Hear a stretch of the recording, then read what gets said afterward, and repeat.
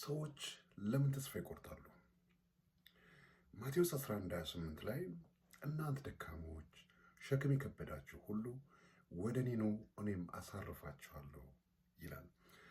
እንዲሁም ደግሞ አንደኛ ጴጥሮስ ምዕራፍ 5:7 ላይ እሱ ስለ እናንተ ያስባልና የሚያስጨንቃችሁን ሁሉ በእርሱ ላይ ጣሉት ይላል።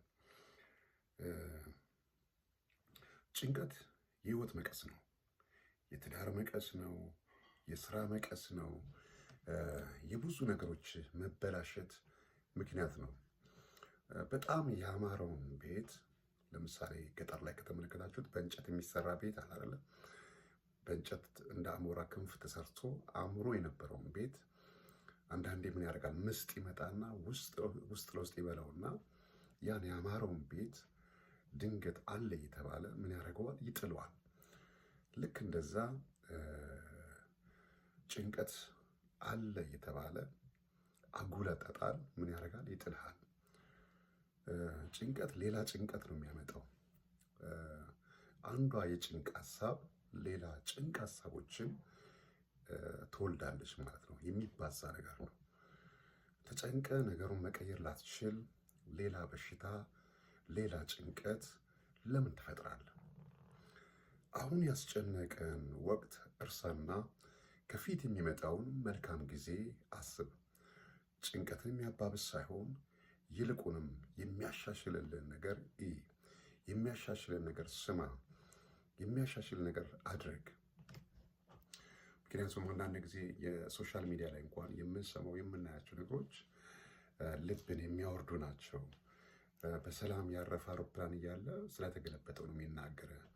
በሰላም የወለደች እናት እያለች ስለተጨናገፈችው ሊያወራ ይችላል። አሉታን እየፈለገ ብቻ ምን ያደርጋል? ይዘግባል።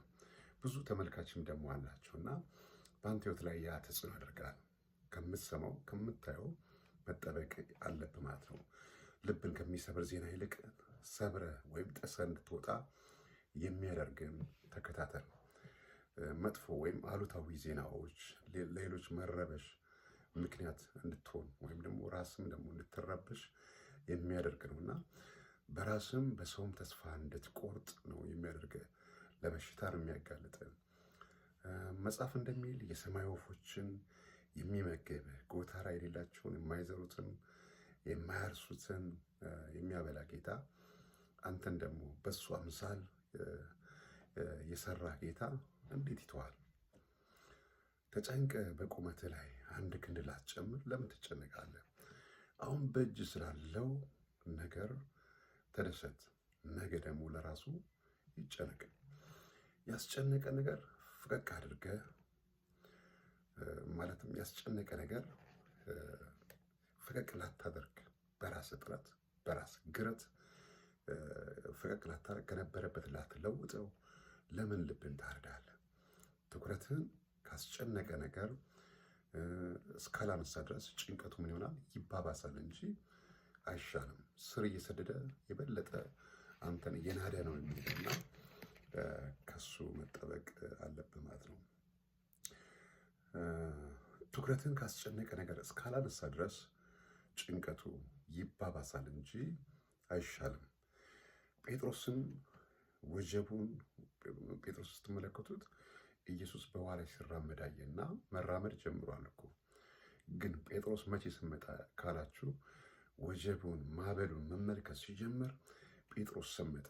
መጀመሪያ ክርስቶስን ሲመለከት ምን ብሏል? መራመድ ጀምሯል። ወጀብና ማዕበሉን ሲያውቅ ምን ሆነ? ሰመጠ።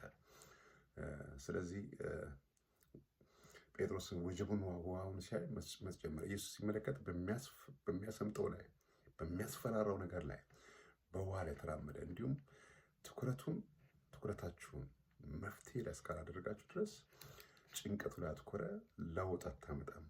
ምናልባት የምታመጣው የሰውነት ለውጥ ነው የምታመጣው። ማለትም ወፍራም ከነበርክ መክሳት፣ ወዛም ከነበርክ መገርጣት። ጭንቀት ከንቱ ሀሳብን በላይ ላይ መጫን ነው። ስለዚህ ማውረዱ ያንተ ፈንታ ነው። ከጭንቀት ማረፍ ከፈለግ አይነን ከሁኔታው ላይ አንሳና እግዚአብሔር ላሳርፍ። ስለዚህ አይንህን ሁኔታው ላይ ታሳርፍ። ሁኔታውን ሰዎች ወይም ሌሎች የተማመንክባቸው ነገሮች ያሳፍሩ ይሆናል እንጂ አሳርፍም። አይንን ከሁኔታው ላይ አንሳና ፈጣሪ ላይ አድርግ። ያስጨነቀ ነገር ራሱ ያን ጊዜም ይሆናል ራሱ መጨነቅ ይጀምራል ማለት ነው። አንተ ለሰይጣን ጭንቁ እንጂ ሁን እንጂ ለራስህ አትጨነቅም። ምናልባት ብቻን እስክታወራ ያስጨነቀ ለሰው ለማውራት ችግር የሆነ ገጠመኝ ሊገጥም ይችላል። ማንም ሰው ስለሚቸገር ማለት ነው። ግን ጭንቀት ካንተ የሚሰርቀው ሰላምን ነው፣ ደስታህን ነው፣ ዘመንህን ነው። ከጭንቀት ከጠላት ጋር ደግሞ ታዲያ ተባብረህ ተደላድለህ ለምን ትቀጥላለህ? ጭንቀት ቦታ ከሰጠኸው ሁለንተናን እስኪቆጣጠር ድረስ ይቆለላል። ስለዚህ ምንም ነገር ቢፈጠር ቀላል ይሆናል ብለህ ነገርን አክብደህ ሳይሆን አቅለህ ይኸው። ጭንቀት ካንተ የሚርቀው አይኑን ስታዩ ሳይሆን ሳታይ እያየህ መልሰህ መላልሰህ ስታስላስለው አይደለም።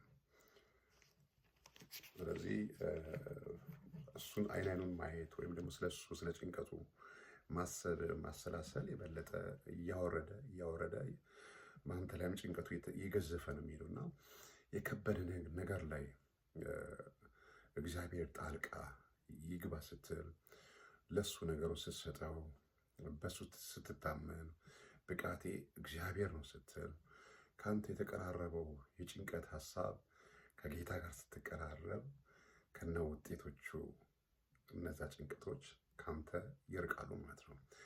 በጭንቀት ያሰረ ላይዝ ራሱ ይታሰራል። ምንም ላታመጣ ነገር ጭንቀትን ስራ አድርገህ በዛ ከቀጠልክ ስራህንም ራስህንም ይቅርብ የምትላቸውን ሰዎችንም ሊያሳጣ ይችላል እና ገድቦ እንዳያስቀምጥ ሀሳብንና ራሱ ሀሳብህን ከጭንቀት አንተ ራስህን በር ገድበው። ደግሞ ቢሞላ ባይሞላ እግዚአብሔር አዋቂ ነው። ሁልጊዜ በሁኔታው ሳይሆን በጌታ ደስ ይበል። ስለተከታተላችሁ አመሰግናለሁ።